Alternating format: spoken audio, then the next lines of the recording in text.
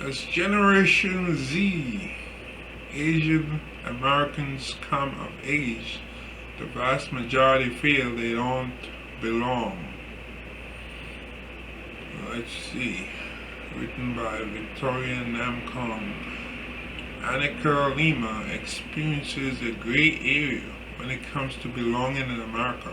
Although she feels American, was born in the U.S. and has lived here all of her life, the UCLA college student said she regularly experiences racialized microaggressions and is often mistaken for an immigrant.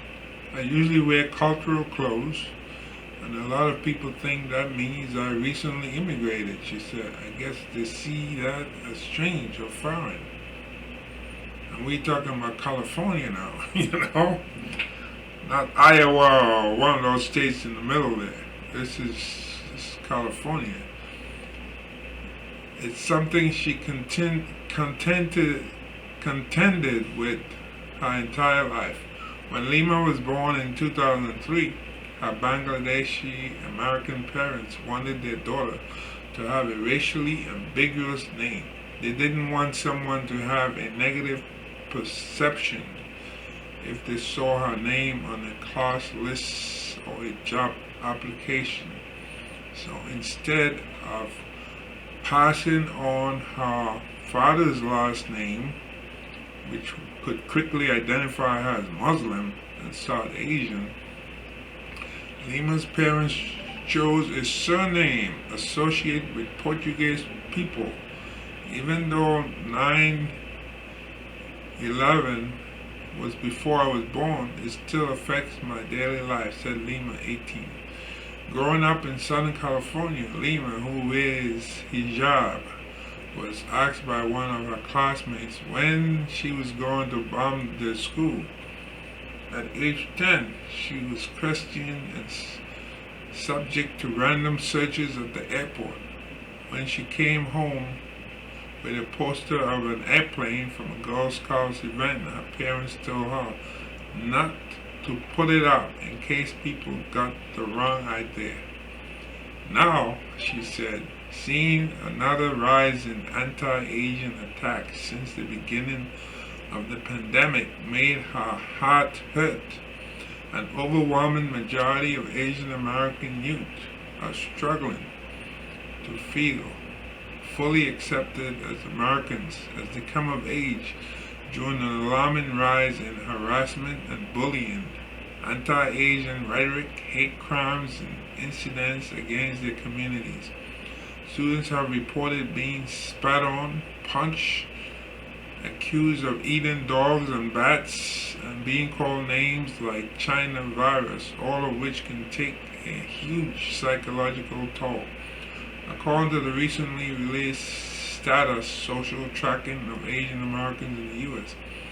Index Report 2022, only 19% of Asian Americans between the ages of 18 to 24 completely agree that they feel they belong and are accepted in the U.S., compared with 51% of those over 65 years of age.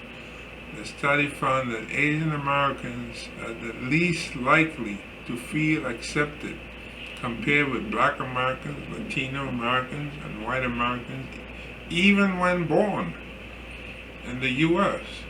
Experts say a mix of feeling marginalized, being seen as perpetual foreigners, the rise in anti-Asian hate and violence, and social media's power to highlight injustice are driving Generation Z, Asian Americans, to feel less accepted in the U.S. than older generation who felt more pressure to assimilate.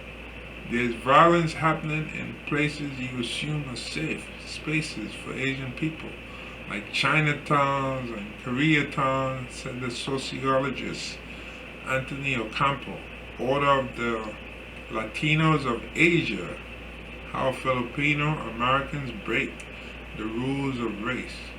Coupled with things like mass shootings and anti-Asian rhetoric on the national scale, It makes it more of a risk to participate in American life. At least that's the perception. Ocampo said the Trump era had led to an uptick in hate crimes and hate incidents that has made Asian Americans feel more foreign. Since Asians arrived in the U.S., they have faced racism, xenophobia, and violence. The yellow peril stereotype, which took hold in the 1800s, labeled Chinese Americans as dirty and carriers of disease. Asian Americans have been scapegoated during periods of economic downturn and murdered during anti-Asian riots and massacre. Racist violence against Asian Americans and other people who were non-white has been consistent, Ocampo said. It's an ugly part of our history that people are trying to forget or erase on all sides of the aisle, but it's worth remembering. For many younger Asian Americans, the COVID era is the first experience of nationwide anti-Asian sentiment and widespread attacks against their own communities, many of which have appeared in graphic videos on social media. Platforms such as TikTok and Twitter have also served as digital spaces to educate and empower young people.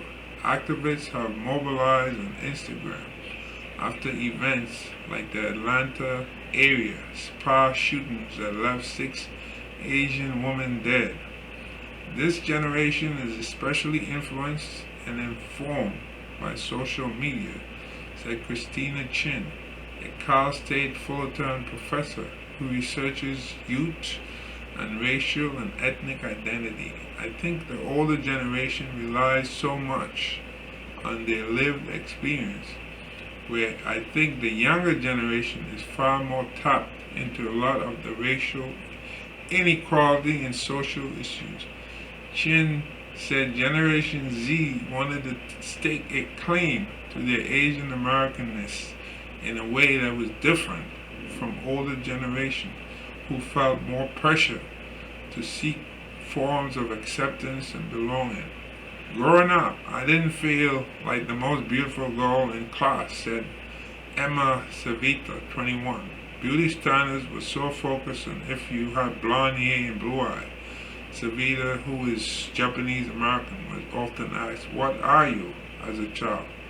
Looking back, it's a super weird question to ask a 7-year-old, she said. I feel like most people wouldn't ask a white person, "What are you?" It's only when you are different looking that people ask that question. Savita said she cared less about beauty standards today, proudly identified with being Japanese, and felt she belonged in the country for the most part. She said watching the way Asian Americans, especially older people, had been treated throughout the pandemic had both saddened her and made her feel closer to her family.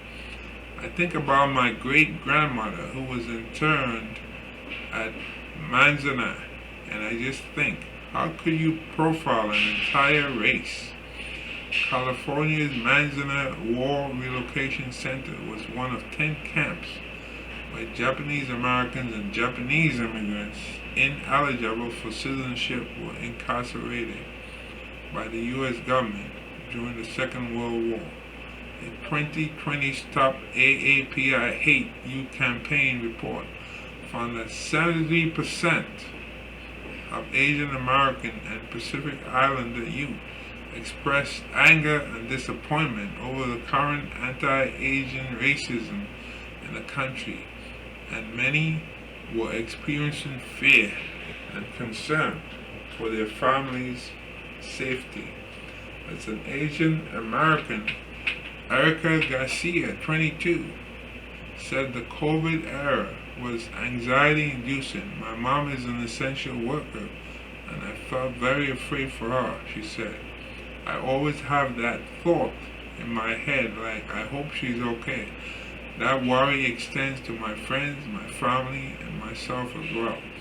Garcia, a first-generation college student who was raised in the San Francisco Bay Area, said she didn't have a full sense of belonging in the U.S. as the daughter of a Chinese mother from Vietnam and a Mexican immigrant father. It feels like you're being tugged between so many different cultures, including American culture, which I tried to fit into, but it never really checked out, she said.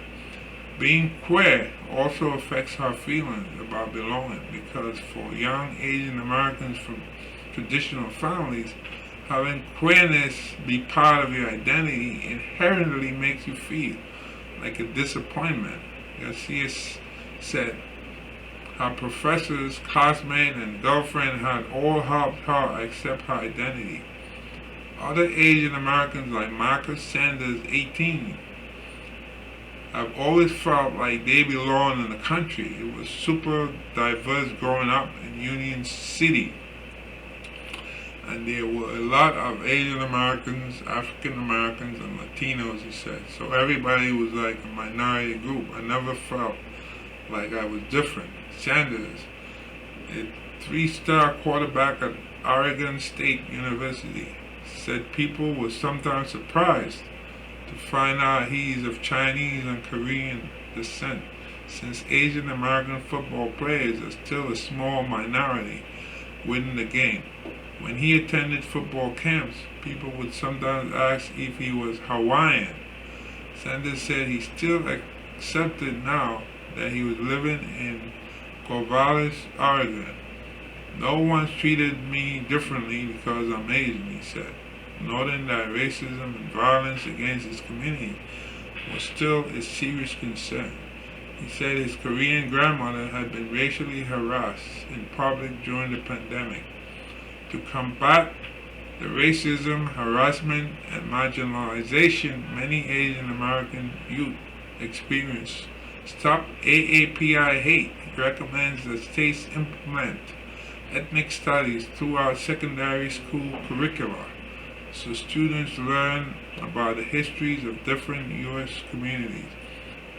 The reporting center also suggests anti-bullying training for teachers and administrators, employing restorative justice practices, and supporting AAPI student group. They also recommend that social media companies create accessible and anonymous reporting sites on their platform for victims of online harassment. Lima said she thought older generation of Asian Americans had been complacent and grateful for any representation in the public sphere, but that her generation felt like they deserved more. Let's see. Okay, so she said, I'm proud of some parts of American history, but also I'm ashamed of parts of our history, Lima said. I want to make my community better, and I want to get more people to see us as Americans